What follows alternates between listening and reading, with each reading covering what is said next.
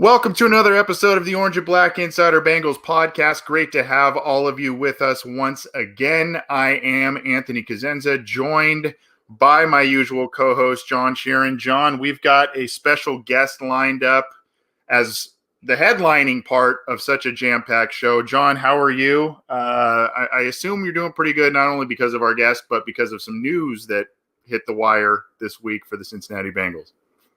And the Bengals continuing to be active in free agency kind of inspired me to be active and actually leave the house for once. I walked a little bit. I did my best to avoid any and all living things. So at least I got that under my belt for the day. Well, we'll get to all of the activity, all of the moves and shakeups that really just kind of hit the news wire as we record live here on Wednesday. Earlier in the day. We'll get to that in just a little bit, but I want to bring in our special guest. He was part of the Bengals 1988 Super Bowl team, 1,000-yard receiver, one of the team's top 50 players of all time, as noted by Bengals.com. Wide receiver Tim McGee is joining us. Tim, how are you, sir? I am doing good in what's considered a government timeout. They sent me the timeout, so I'm sitting here. And I guess I'm doing best under the current conditions and terms that have been bestowed upon me. Well, absolutely. I think we all can relate. But I know some craziness has happened in life. We appreciate you joining us. And I know I've pestered you a little bit to come on to the program. So I appreciate you obliging us. It's always great. I don't know if you know, but we've actually had a couple of your former teammates on this show, both very recently and a little while back, Anthony Munoz and Salman Wilcott. So it's good to have this, the group of the 88 team joining us on the program. I kind of want to talk and start there. I didn't really get to ask them this question, but I'm really curious on your thoughts. You know, the team prior to 1988, you know, your rookie year in 86, 87 especially, maybe underachieved a bit. There was kind of a lot of noise about Boomer Esiason, Sam Wyche, all that stuff going into 1988. What are some of the factors that you think were the critical parts of galvanizing that team to get to the Super Bowl that year? Well, I think you touched on a little bit when you said history. There were some things in the past or leading up to that season that we, I guess internally, and obviously it was noted externally through the media, that we felt we had underachieved up to that point in the season. And it was one of those cliche-ish things where with us, our mentality going into the season was us against them, and them was whoever had pretty much counted us out. And, you know, we knew we were facing what would be potentially the longest football season to date, from the playing in the Hall of Fame game all the way to the Super Bowl, if that was a possibility for us. But when I look back at that team, we had the motivating factors because we had the talent. We knew as individual players and collectively as a coaching staff and as an organization, we all knew we had underachieved, but for different reasons, whether it be injuries, whether it was the strike season, so on and so forth. And my rookie year was probably the strongest Bengals team that I had even been on, and we had gotten on a roll, and we did not make the playoffs. We were one of those, if this happened, we would make it. And I'll never forget, we were sitting around. There were some guys with the live telecast on Monday Night Football, and we needed a series of things to happen, and it didn't happen. But at that point in time, we probably was playing the best football we had ever played in my Bengals career. Really afraid of us. So when you compact all that in, and then there's 2 years later, and we still felt we just hadn't hit it. We just hadn't hit our stride, and things came together. And you know, you got to understand something. Every fan, every person that covers the game, it is more than talent that has to come together. We had chemistry on that team. We had togetherness on that team, starting with Sam Wyche putting offense with defense, black guys with white guys, D linemen with wide receivers. So we had that togetherness, and when we had that, and we had luck on our side, and we stayed healthy, the end result was no one we felt could stop us. Tim, I'm glad you mentioned your rookie year because there was something I wanted to touch on during that season. You actually led the NFL in kick return yardage, and I think you were fourth in terms of kick return average. Honest to God, like I can't think of any other job in like American sports that is more dangerous and more terrifying than being a kick returner. And like even in like 2020, it's scary. But even back in 1986, when the rules didn't exactly protect special teamers, I can only imagine how scary that was. And not just being frank, how did you mentally prepare for that, especially as like a 22-year-old rookie, and then succeeding so well at it?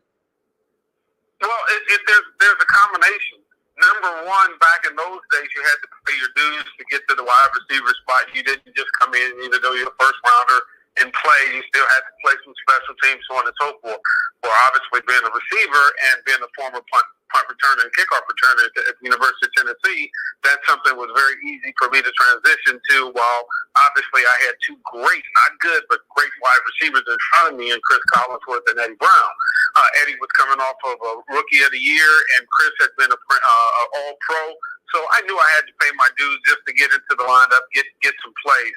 But you hit it right on the head. It's not the scary part. It is, you have 11 gladiators running direct 10, minus the kicker, but running full speed ahead at you.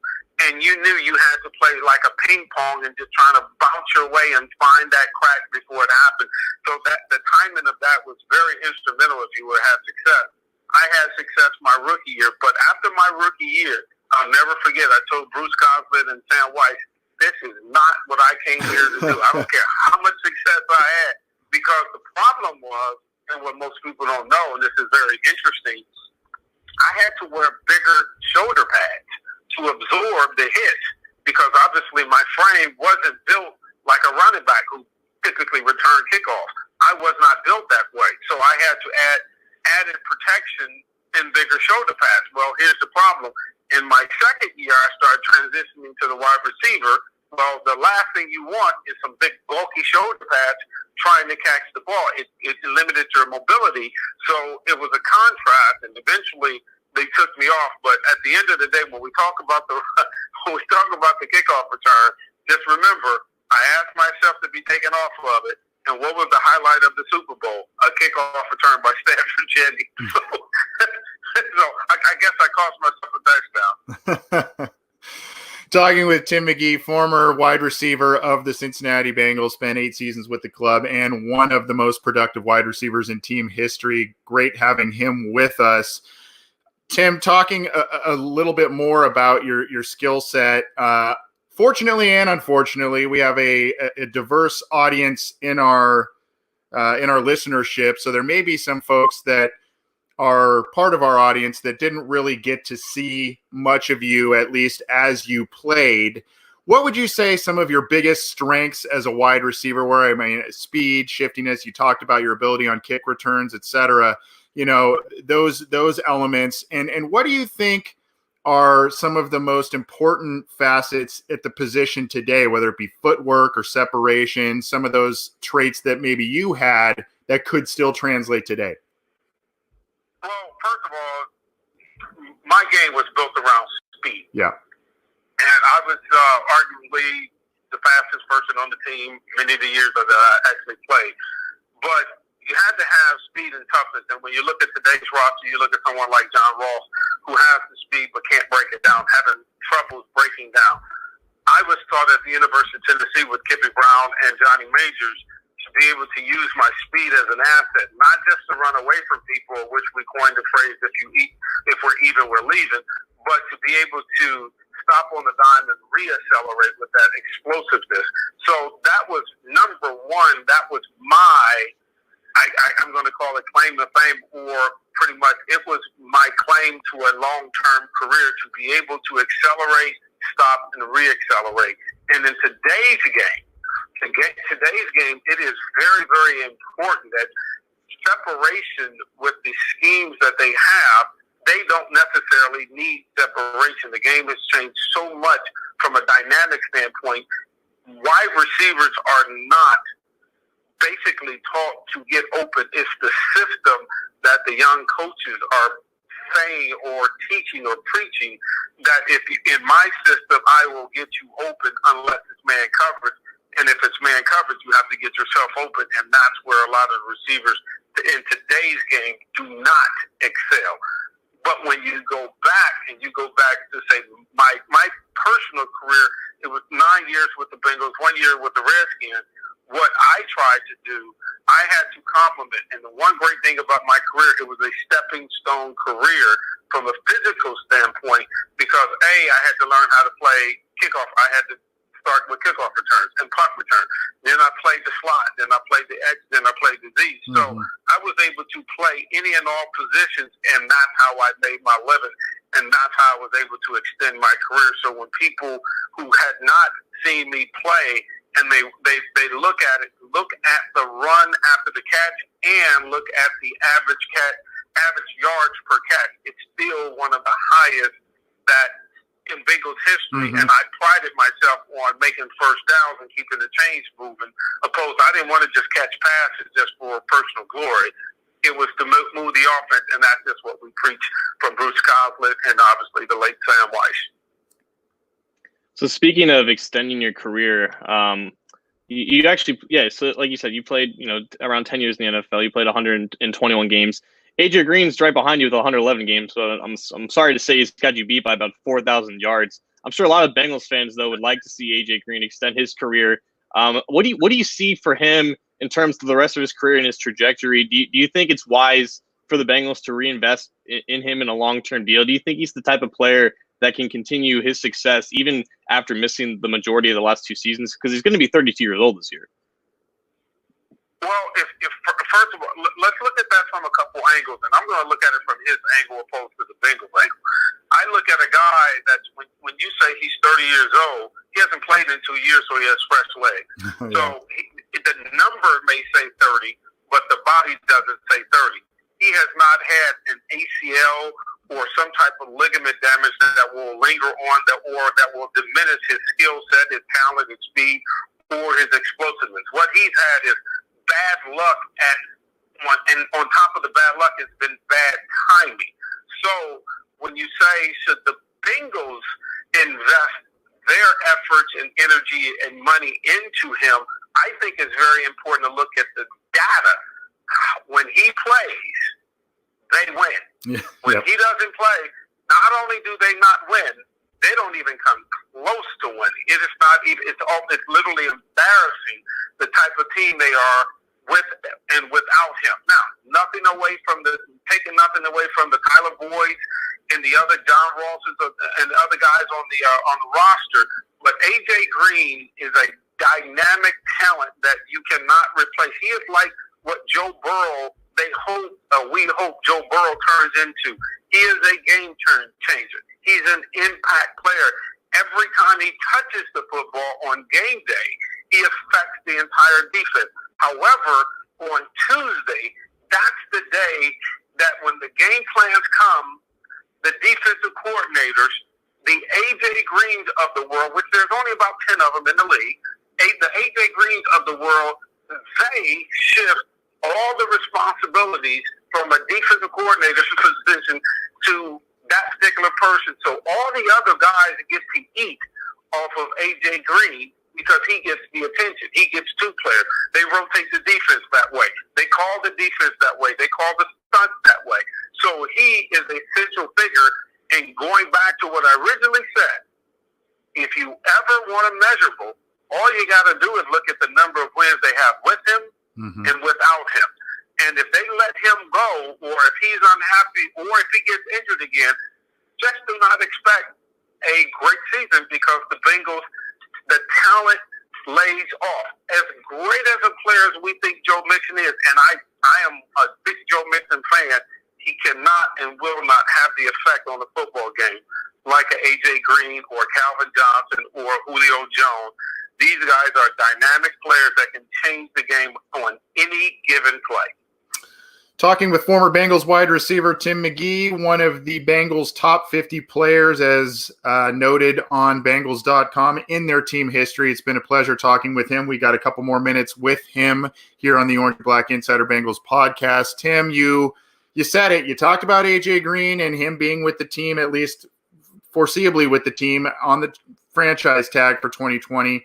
You said Joe Burrow's name. I got to ask you what you think about the outlook of the team in 2020, how big of a possible turnaround they could have from the 2-14 season last year, given that Green is back. Burrow is, for all intents and purposes, on his way, and the Bengals seem to be coming off of one of their most active outside free agency periods they've ever had as a team.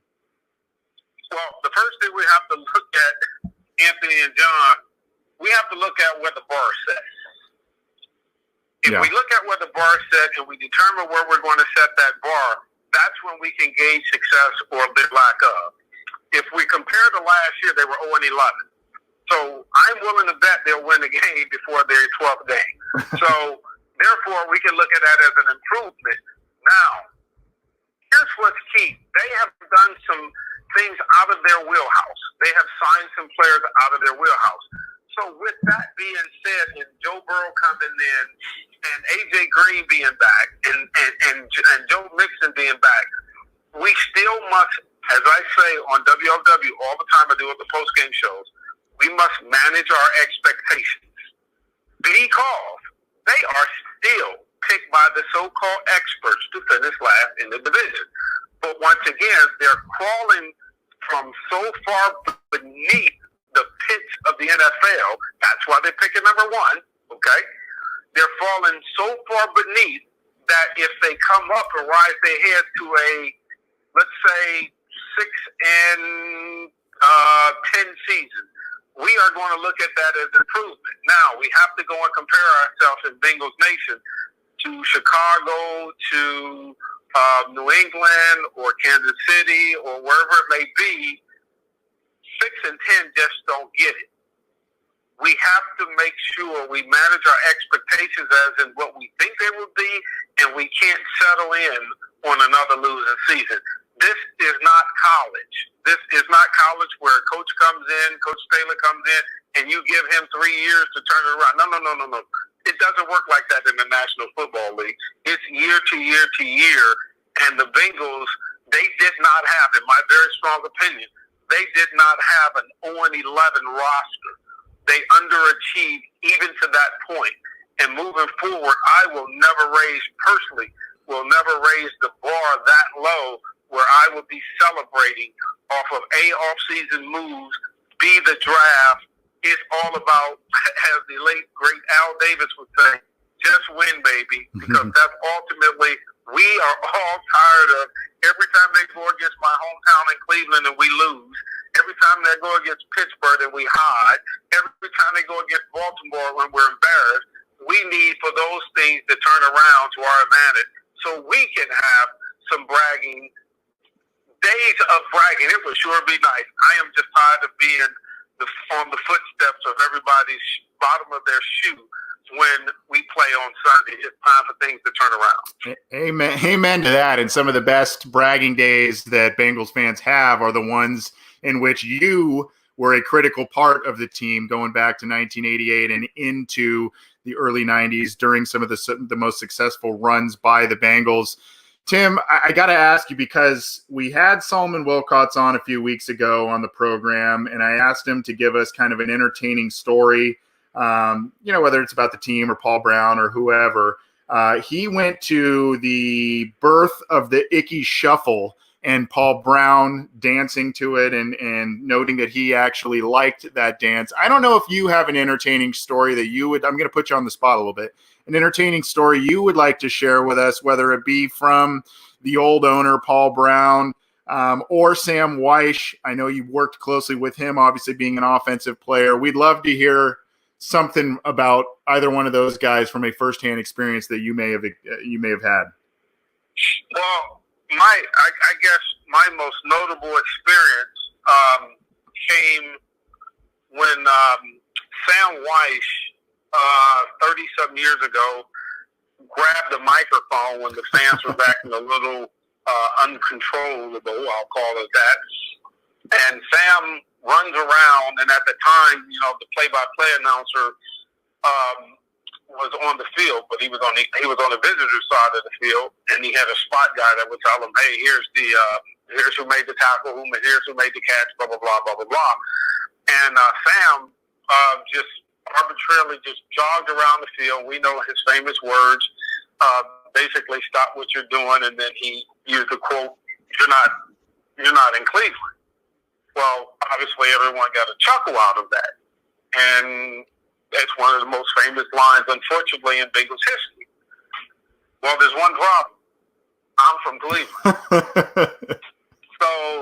So after he says it, I'm standing there, and obviously I'm a very integral part of the team, and I know it was a spontaneous, it's not like he had a prepared speech when he went over there, but you know how it is. It's like, okay, now I really know how you feel. So from the time he jogged back, obviously I had these thoughts in the middle of the game racing through my mind. From he's my coach, oh, that was funny. Oh, that was some absolutely BS. Everything was just, all the electrodes in my head was going and spinning. And he runs, and as he gets back to the sideline, just so happened he passed me. I didn't walk towards him, but it was nothing confrontational. And he looked at me, and he says, "Oh, what? Oh, I'm sorry." Just like that. I just looked at him and I go, I don't even know how to take that. And if you knew Sam's personality, truly, if you knew his personality, you never knew how to read him, because one moment he was doing magic, the next minute he told you to get serious, the next minute he was serious, the next minute he was doing magic. He would be all over the place. And some of the players, I looked at him and I go, man, I don't even know how to take that one right there. So we get in the locker room, and one of the guys, and I can't remember who it was, he said, man, you know how it is. Everybody in that game is all masculinity, ego, testosterone. Somebody comes up to me, man, you gonna take that, blah, blah, blah, blah, blah, blah, man, that is some blah, blah, blah, blah, blah, blah. And, and the guy just gassed me up, and I looked at him and I go, it was kind of funny. So that was it. Now, of course, as soon as I got home, obviously we didn't have cell phones at the time, I got a zillion calls. They weren't very nice. Sam did not make a lot of friends there. But the last part of this story, in conclusion, to show you what type of person Sam Wyche was. This man, after insulting a metropolitan city like Cleveland, Ohio, he literally went up there for a fundraiser and got in I think they call them dunking booth, where you throw stuff at the stadium, and raise money for a charity where the Browns fans could throw things at, hit that little target, and he dumps him in the water. But that just goes to show how he was such a great character and person that he made what could have been a horrible situation nowadays because everything's so damn sensitive. Right. He made it out to be a very good situation. So that's my one hilarious story of my career with the Bengals. That's a great one. Wow, that's amazing. One, just personally speaking, the one that sticks out to me that involves both you and Sam Wyche was your performance and the team's performance in towards the end of 1989 when you guys just absolutely throttled Houston, and you went off on that game. I think you had well over 100 yards and a touchdown in that game, and you guys ran up the score, and just like his disdain for the city of Cleveland, his disdain for Jerry Glanville obviously knew no bounds, and I'm sure you are very well aware of that. Tim, this has been a pleasure. I hope we have you on again. Before we get you out of here, what are you up to? We've got some people, by the way, in the comment. We have live comments going. They're saying, "Hey, Tim, are you gonna be a receivers coach anytime?" I don't know if that's in your future, but if it is, we'd like to know. And as well as any business ventures or anything like that you may be up to these days. Well, first of all, what I'm up to is from a business standpoint. My wife and I, we own these luxury sprinters, of which people can rent them. This is called luxury sprinters, and people rent them, and they take their families on vacation, and then we use the executives. This big, very, very luxurious van that people take around the country. Matter of fact, they're all in Florida right now, traveling up and down the highway. So we have that business.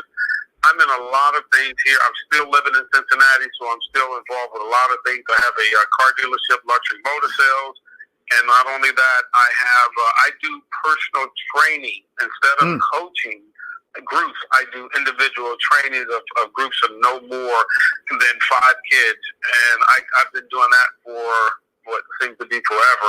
I think I could be more impactful, opening myself up to a broader audience and teaching them the game. And it's all about why we do what we do. So it's not just the physical aspect of the game; it's more the mental aspect of the game, and understanding the dynamics that why coaches call plays, what to look for, how do you create triangles, 2-on-3 or 3-on-2, so on and so forth. So I've been really, really busy and made this my home.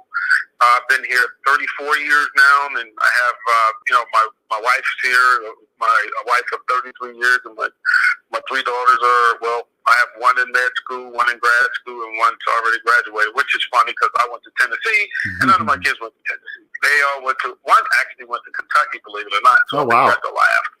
I have one at Kentucky, one at the University of Princeton, and one at OU, but neither here nor there. I just thought it was funny that none of my kids went to the University of Tennessee. But I stay busy, enjoy it, love Cincinnati. I work on the radio at WOW here in town. I heart 700 WOW. I do the Bengals post game. I do the Bengals some pre games and cover the Bengals a lot with different stations, including Channel 5. So I stay extremely busy, but I'm always looking for that next client. Well, we appreciate the time. If we can help you spread the word of your own personal business ventures, we would love to continue to do that. We would love to have you back on the program. This has been an absolute pleasure. We would love to have you back on the program, maybe in season if you get the time. I know it's a little bit hectic during that time, you doing some of the radio stuff that you do for the team, but we would love to have you back on if you are willing and able. You got my number. You just give me a call and I'll make a way and we'll get it done. Sounds good. Sounds good. Thank you, Tim. Take care, and best to your family during all this time as well. All right. Thanks, Anthony. Thanks, John. Appreciate you guys having me on. All right. Thank you. That was former Bengals wide receiver Tim McGee. You know, I knew he was also the voice of the Bengals radio pregame and postgame. I guess I should have also said that when I introduced him. But I was more, and I'm enamored with the player. That's what I'm more enamored about, because I remember him playing. Yes, I'm old enough to remember him playing. That was a while ago, but very productive guy. Part of this crazy offense that was the brainchild of Sam Wyche and engineered by Boomer Esiason. What a great interview, John. That was an absolute pleasure. We have a lot of great interviews, and I feel like that was probably top 3. Like, the only Tim McGee I've ever known was this character on NCIS. So the fact that there was one who was also player for the Bengals is pretty interesting, because, I never seen this team play. I only hear stories about Bengals teams that win playoff games. So anytime I hear inside like that, it's good for me. Yeah, different Tim McGee. But our thanks to Tim McGee for joining the program. I know it's kind of a weird time for everybody. So him carving out, 25 plus minutes to hang with us, that's pretty awesome. And our thanks, I've said it a couple of times over the past couple of episodes, to Mike Holbrook, one of our listeners. He is also a former Cincinnati radio guy, current realtor in the South Florida area. So if you need his services, look up Mike Holbrook.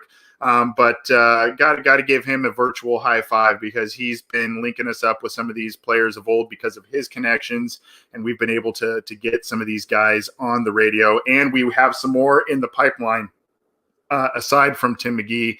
We've been in talks with Icky Woods and a few others, so we'll be bringing those to you in the near future. But that was great. Tim McGee played for the Bengals 9 seasons, was part of the 1988 Super Bowl team, and one of the most productive players in team history. This is the Orange and Black Insider Bengals podcast. He's John Sheeran. I'm Anthony Cosenza. I just mentioned we just talked to one of the Bengals greats, and Tim McGee, and voice. He's not only a great player, he's the voice of Bengals pre- and post-game radio as well.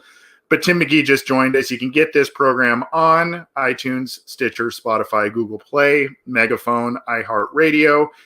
YouTube has all of our videos, and you can get all the content on cincyjungle.com, as well as news, opinions, analysis, breaking news, all that stuff on the website. Subscribe to our channels. Keep listening to our show, as well as the other shows on the Cincy Jungle podcast channel. Orange is the New Black, from Ace Boogie and Zim Hude, as well as Matt Minnick in his Chalk Talk series where he breaks down film. It's been a very busy week for us and for those guys. We've been trying to pump out a lot of content. So if you've subscribed to our channels, you would have gotten a number of new episodes, and we are happy to keep bringing you more and more as we go on.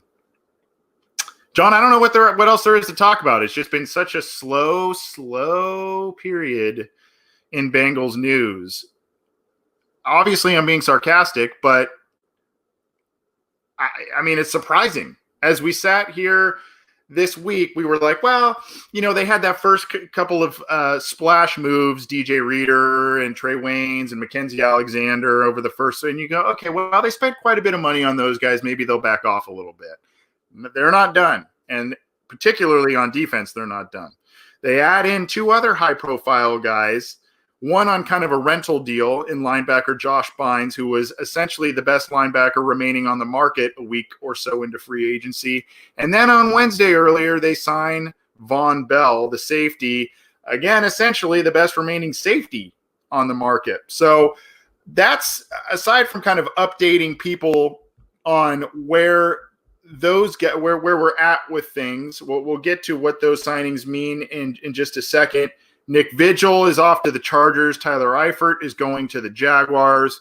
So those are kind of some of the new moves. But what, just top of mind, reactions that you had on both of these signings? I think I'm in a similar mindset as you, where I'm thinking like, okay, going into free agency, the talk was that they were going to be more aggressive, but we tried to translate what that kind of meant.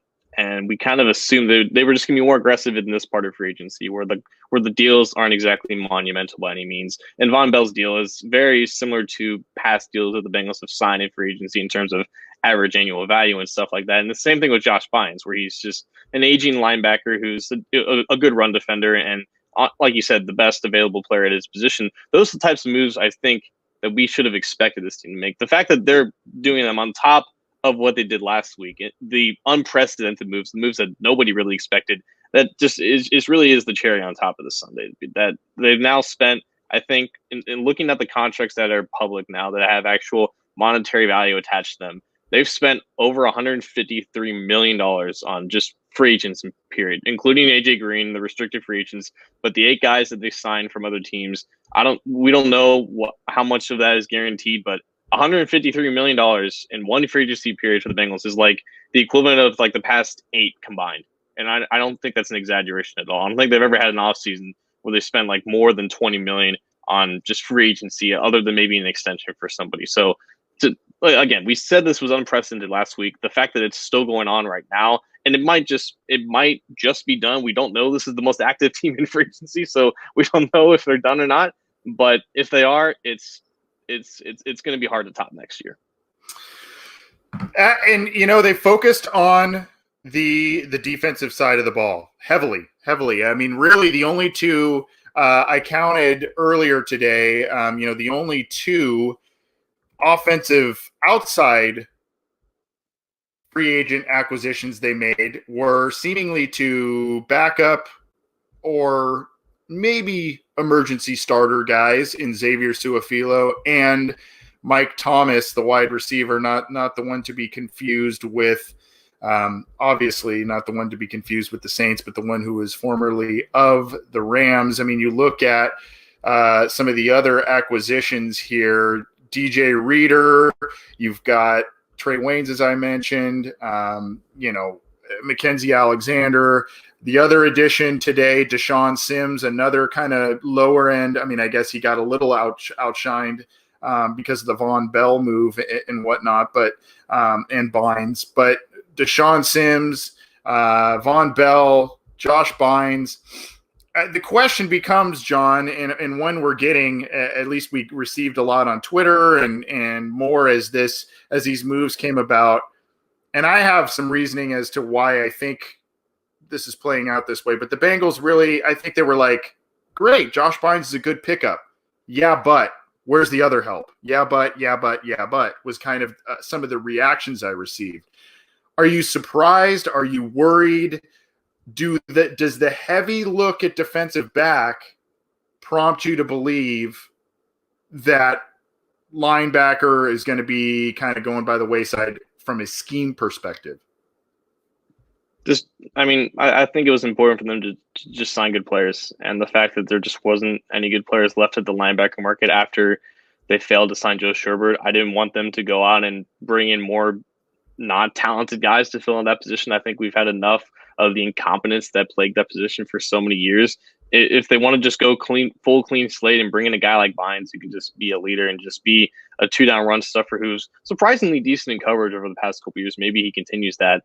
But no, I don't want them to fill that position group with talent that doesn't deserve to be signed or doesn't deserve to make the roster. I think we've just dealt with that enough. And I think just looking now into the draft and prioritizing that position, because there's a lot of athletes in this draft class at that position, I think it's honestly just the best route you can go if you weren't going to get a high quality starter in free agency. I like the fact that if they missed on that position, they were going to just prioritize getting talent around that position to fill out the rest of that defense. It's very clear at this point that they wanted to supplement this draft class with talent in the free agency and focus on building around Burrow in terms of young talent in the draft. And I think that's exactly what we're going to see, albeit they're going to draft a linebacker very early because they still need bodies at that position and they still need speed. And the only way you can find it is typically early in the draft. But I don't mind the fact that they haven't really addressed linebacker outside of Bynes if there just wasn't anybody worth bringing in that wasn't any better than what they had last year. I like the fact that they moved on from Vigil.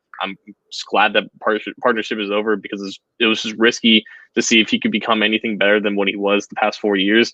I'm glad that they brought in Bynes out of all the guys that were left because he was the only one who you could be comfortable with penciling him in as the starter out of anybody left on the open market. So, with how they handled the situation, even if they didn't go exactly as they wanted to in terms of addressing linebacker, I'm glad this is the way that it worked out.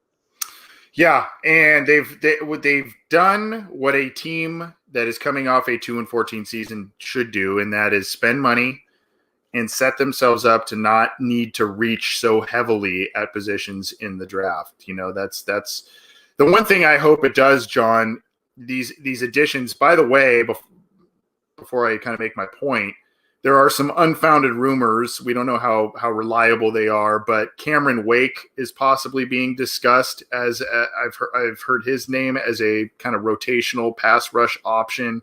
Rashad Jones, I think a safety was a guy that was another name that was thrown out, but I think with Vonn Bell, that kind of goes away right now. But there's some other rumors about Trent Williams being, again, I don't know how reliable some of these things are. These are rumors. This is the time of year. Maybe a Dalton trade to get that off the books. You bring a Trent Williams. I don't know. But I hope that the acquisitions, especially for so many players on defense, John, I think this should, in my opinion, quiet the crowd who is saying accumulate more picks, trade with Miami, move out of number one. There is still a contingent of Bengals fans, probably smaller than it was a couple of months ago, but I'm still seeing people talk about accumulating picks, get more players.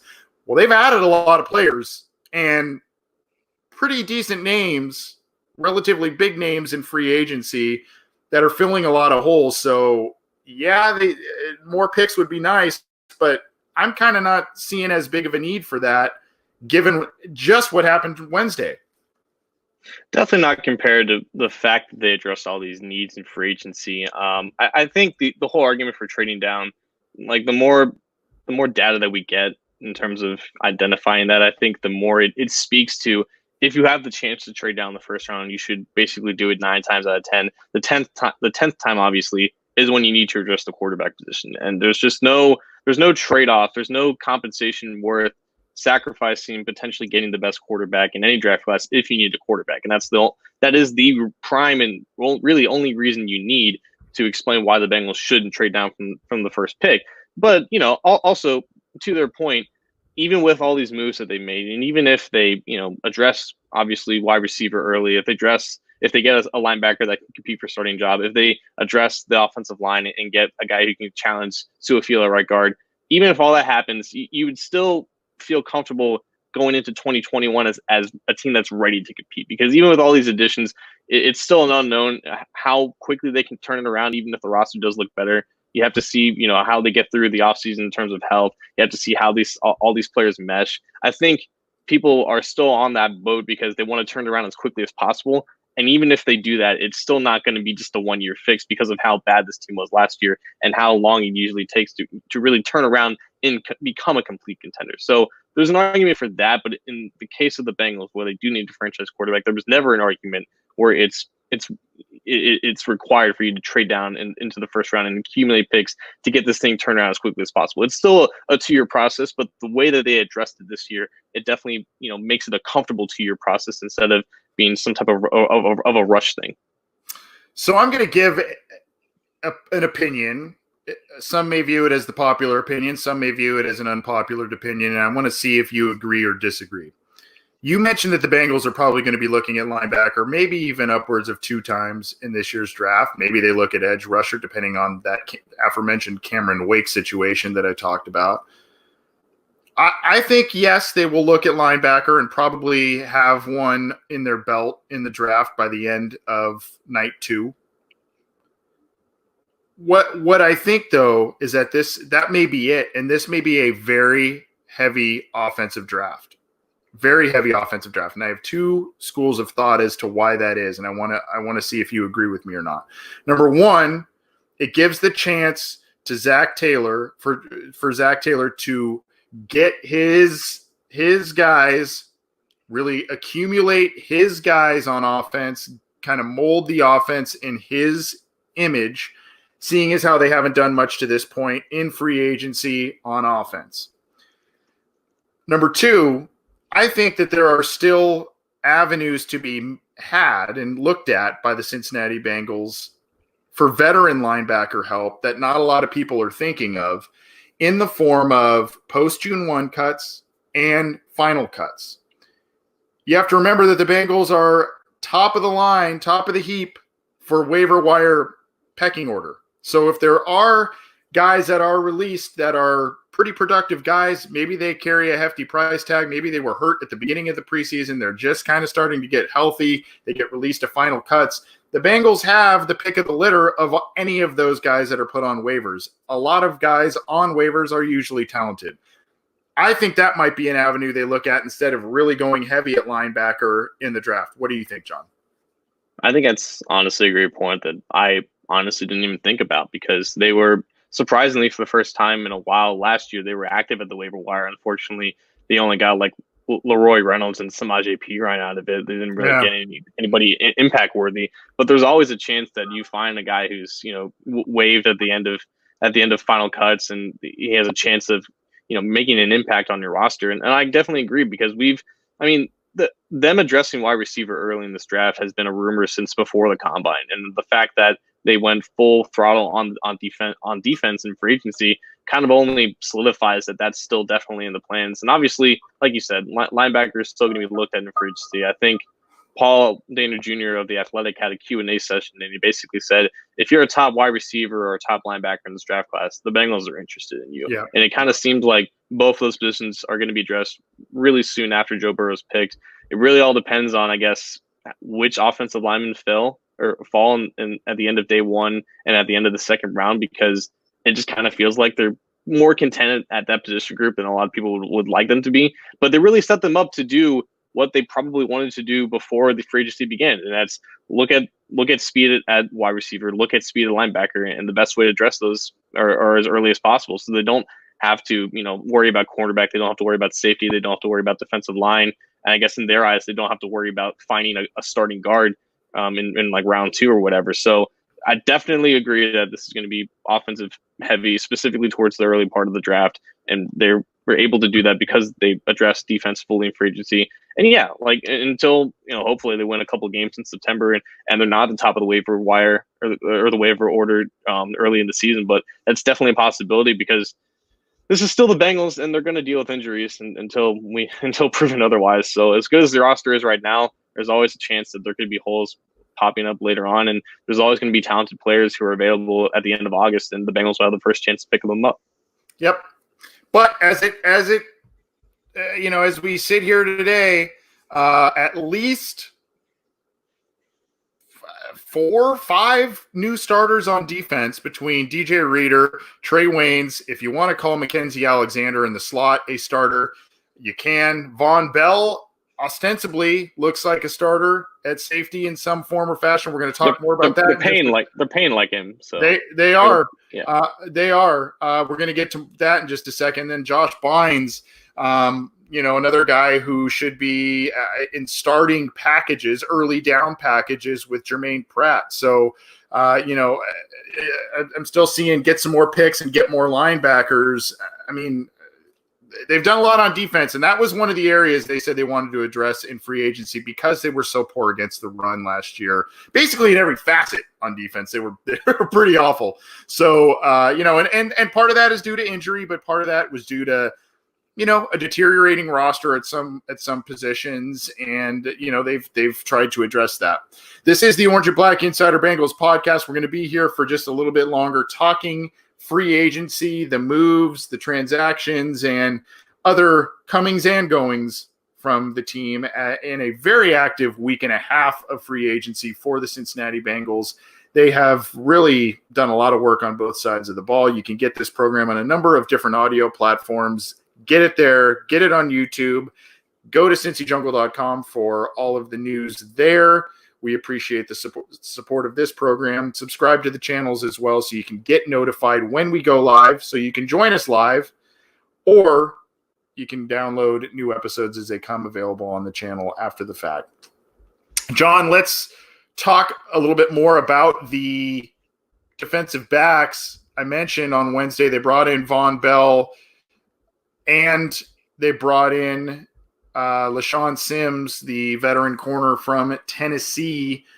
Not if you're looking at if you're looking to cherry pick certain stats, not something between the guys. I think they have 3 career interceptions, and they both have each about 4 years of accumulated experience. So not, surface level stats aren't really there, but I kind of want to get we touched on it briefly a second ago. I want to get your thoughts on scheme look for Lou Anarumo's defense with Vonn Bell. It seems that they'll keep Sean Williams. He had been playing kind of linebackerish type of roles. Maybe they won't. I don't know.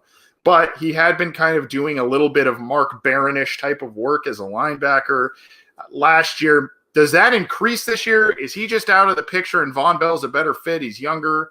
What do you think how this secondary is shaping up? I mean, is it pass rush and pass defenders? Is that it? I mean, that's how you should build a defense.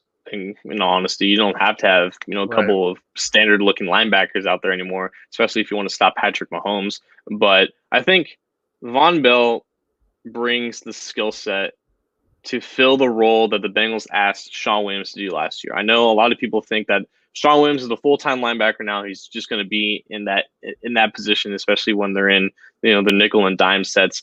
Sean Williams had his worst year of his Bengals career last year, and I don't think there was an accident based off of where he was aligned. I think he's played his best football when he's in a cover 2 alignment, when he's defending a deep half of a field, and when he's asked to come up and come downhill as a run supporter. When he was more closely aligned in the box, you saw him hesitate, you saw him take bad angles, you saw him miss a lot of tackles. I don't think keeping him there is doing anything good for his career, but I think that is where Vonn Bell succeeds the best. He had his best year with the Saints in 2018 when he took a lot more of his snaps in the box, in the slot, and when he wasn't used as a deep safety. Last year in 2019, and this is what a lot of Saints fans remember about him, he was used more as a free safety. He took 500 snaps as a deep safety, and he regressed in terms of total defensive grade and coverage grade, according to Pro Football Focus. I think the closer you keep Vonn Bell to the formation, the more effective of a player he becomes. And he becomes the exact player I think the Bengals envisioned Sean Williams being last year. I think in order to maximize the personnel that they have in the secondary now,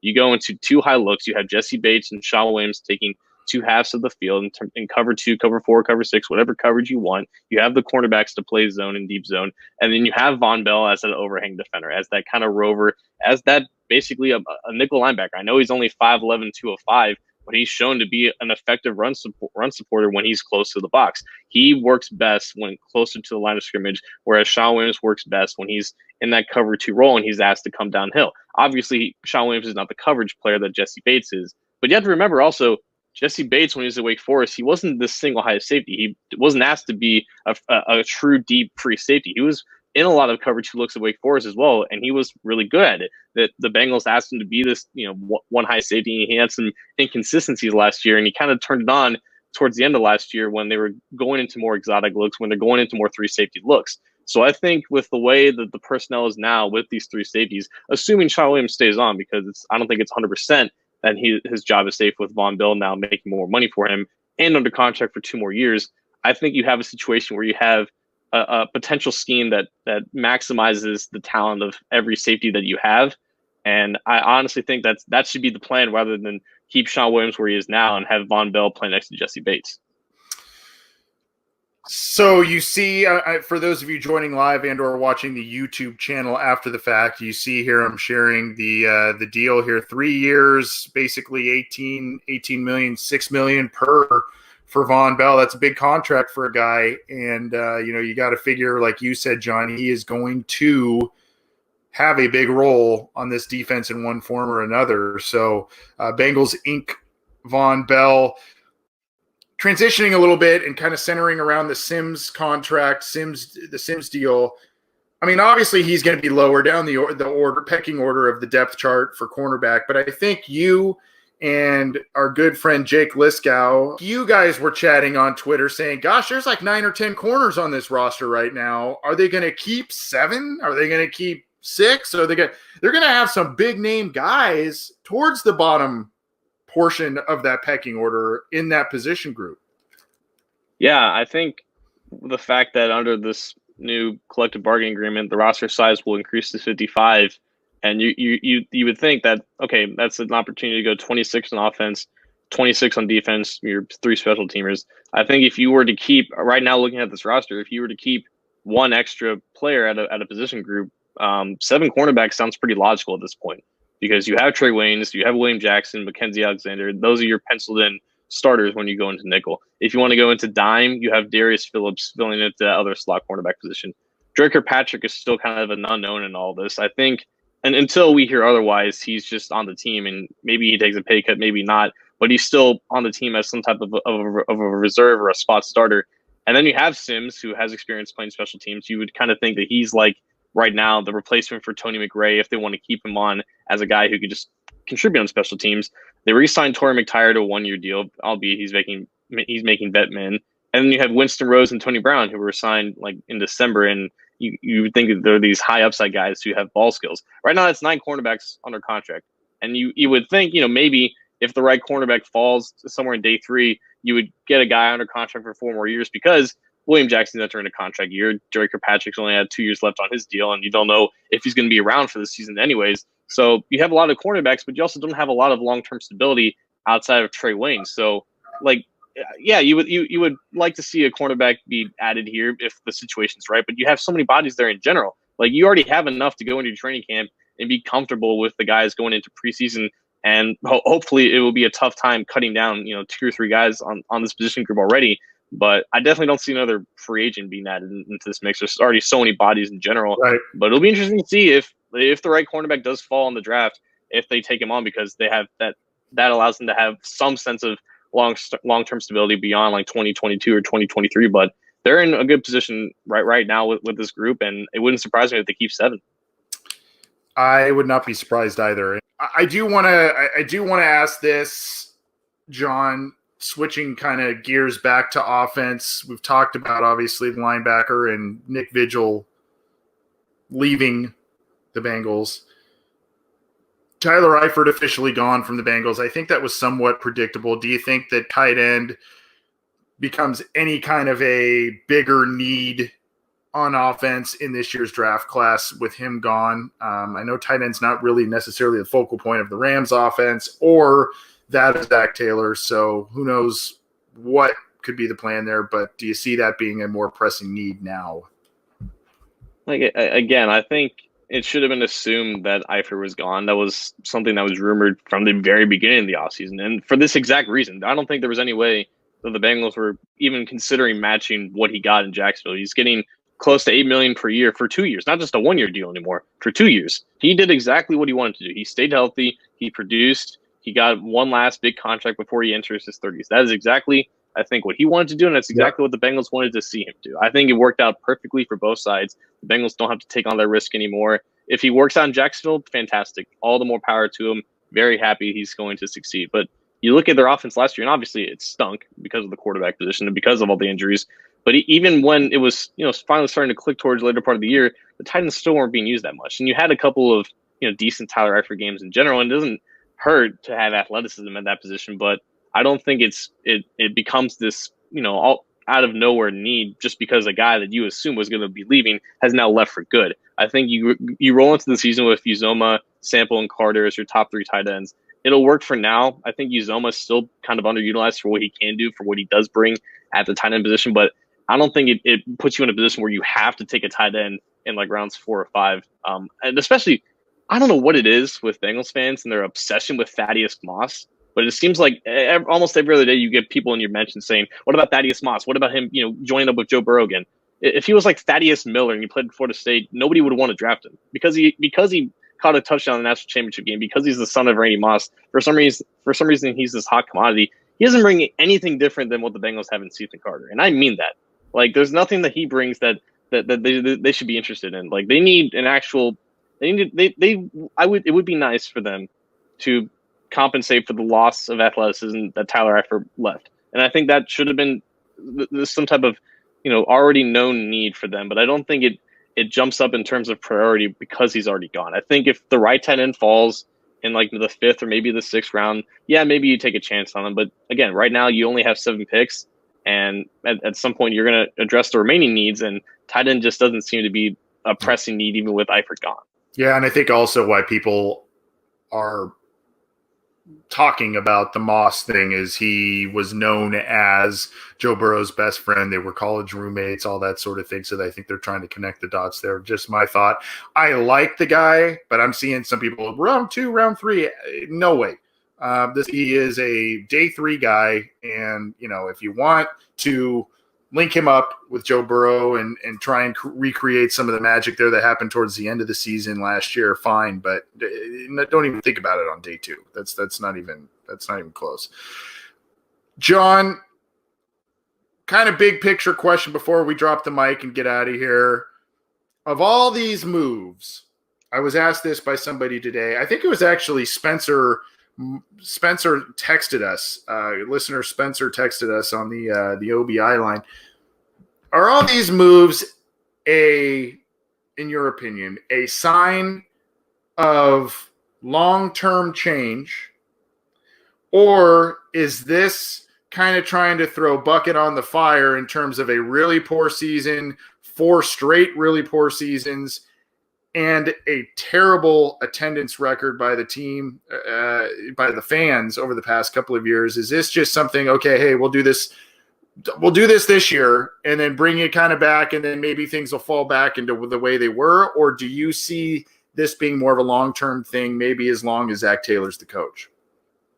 If you're asking me if I expect Mike Brown's team to spend $150 million for agency every single year, it's a no. I do think the fact that they were this bad, the fact that they were getting some form of media pressure about being cheapskates and about not being committed to win, which has come from the mouth of me. So I'm very complicit in this whole uprising, I guess, and their change of philosophy. I don't think that this is something that we can expect every year. I think all those existential circumstances that have driven the Bengals to where they are now, the fact that they're picking number 1 overall, the fact that they want to please their future quarterback and tell them that, hey, we are committed to building around you. We are committed to improving in ways that we haven't before. I think that's more to do than the fact that they're having this, enlightenment and this renaissance in terms of roster evolution. I don't think that we can expect this type of spending every single or even every 2 years at that point. I think in their preference, they want to take this offseason, translate it into a successful year, get back on a string of good consecutive quality drafts that led them to playoff berths back in the 2010s. This time, hopefully, with playoff victories at the end of it. I think that was where they were most comfortable with, and the fact that they got complacent and not addressing free agency because they kind of got away with just drafting well.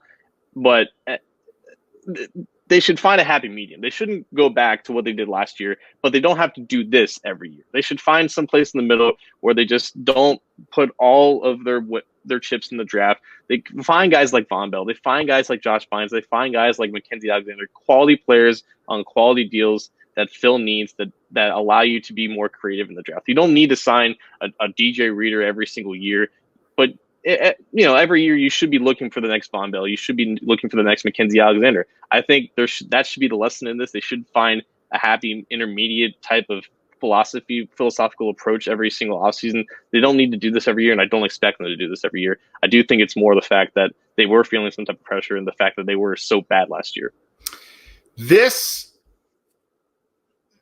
What you're seeing this offseason is kind of the culmination of a perfect storm of a lot of different factors.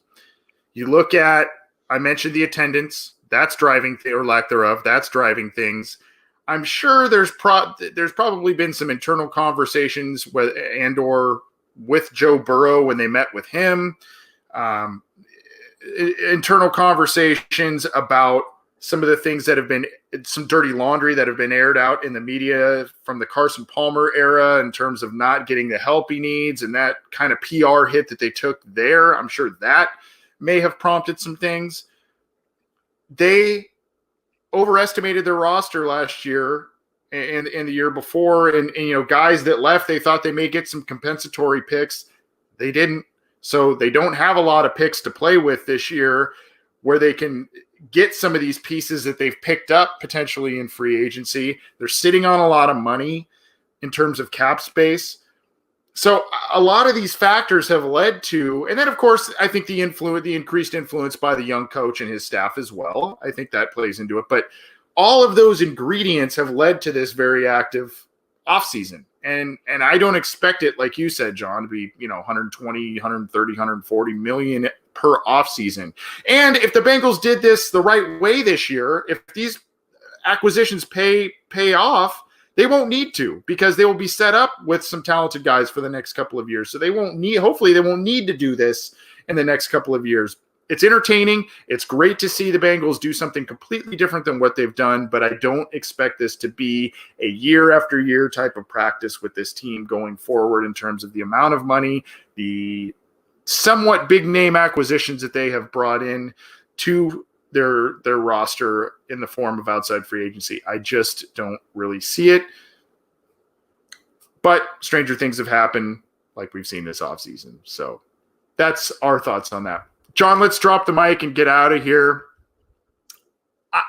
We usually kind of maybe say some serious things here. I didn't really know where to go with this, so I kind of just said, hey, we're in this quasi-quarantine lockdown thing. What are some shows, movies, video games, something you're kind of binging on right now during this time, if even anything at all? I'm currently watching Westworld on HBO. I find it interesting. I think, it's very mixed opinion based off of the people who watch it. It's definitely confusing if you just watch it casually. If you're looking for a show to binge, I'm like the worst person. I do not like watching Netflix that much. I've never seen an episode of The Office. I think if you're looking for a new show or a show that yep, it's true. Wow. Peaky Blinders, though. I know there's still a decent amount of people who haven't seen Peaky Blinders, but if you like quality TV, I would definitely try to start that. I think it's 4 seasons in, and it's some of the best TV I've ever seen. Definitely that. Yeah. Really surprised about The Office, my friend. Wow. I tried. I couldn't do it. Yeah. I can see how it's a little slow to start. I understand. You have to understand the kind of the concept of the show. But I understand. I've heard that before. I don't agree with it, but I've heard that before. There are a couple kind of some usual things. I have one odd one that I want to say that I kind of stumbled on because I had been watching some Netflix shows and stuff like that. And I'm like, I just want something different and new and whatever.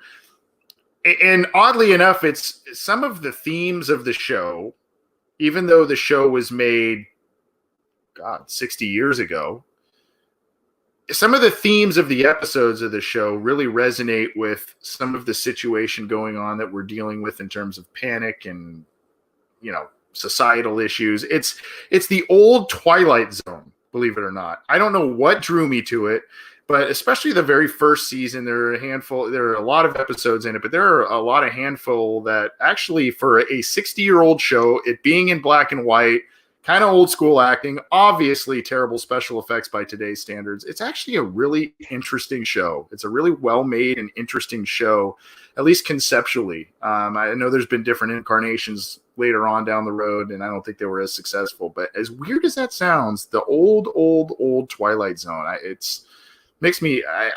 I'm the old guy on the show, but it makes me sound even older than I am. But I'm not that old.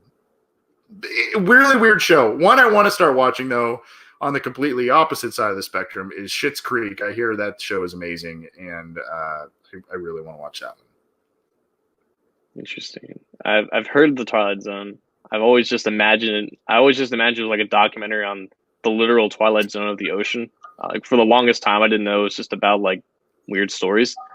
So, even still, like I would need to be convinced to watch it, because I typically don't like to get freaked out that much when I watch TV. But if it's quality, I'm about to check it out. It's not like horror. It's more like yeah, there's some thriller aspects to it, I guess, but it's more mind bendy. It's more kind of, I don't know. It's different. It's like an older day. Isn't it an old timey Black Mirror? Yes, essentially, and less risque, obviously, but very much so. Where you go, ooh, that's a interesting, and sometimes it's a take on like an old fable or fairy tale on it, and they kind of modern day twist it, and a lot of it also in the first season has a lot to do with like space travel, and it's just very interesting, very different. Obviously, like I said, by special effects standards by today, it's kind of cheesy, different style of acting, very dramatic, but it's a very unique show, and for some reason I'm like, hey, for a 60-year-old show, this is pretty neat. So I don't know if people are looking for things to watch these days. Westworld and maybe Twilight. Westworld's supposed to be unique too, in that same kind of sort of vein. So check those shows out, I guess, if you're looking for things to watch. Speaking of checking out shows, thanks for checking out ours. You can get it on any number of audio platforms. I've mentioned them a ton of times before: iTunes, Stitcher, Spotify, Google Play, Megaphone, iHeartRadio. You can subscribe to our YouTube channel as well. All of our stuff is on cincyjungle.com. Get the other shows on our channels. Check those out from our colleagues. John, anything else before we bounce on out of here? Shout out to Michael Jordan on Facebook. It sounds like Michael Jordan, only if you're from Boston. Yeah, shout out to him. I like it. Yeah. And thanks again to Tim McGee for joining the program. Hopefully those of you, whether you're on maybe the older end of the age spectrum, enjoyed that interview, going reliving some past glory days of the Cincinnati Bengals. And if you are a newer Cincinnati Bengals fans, maybe you got a little more well-educated in terms of Bengals history. That was a great interview, man. That was awesome. It really was. Yeah, that was awesome. So thanks, everybody. Thanks for tuning in live. Thanks for subscribing to our channels. We'll see you next time.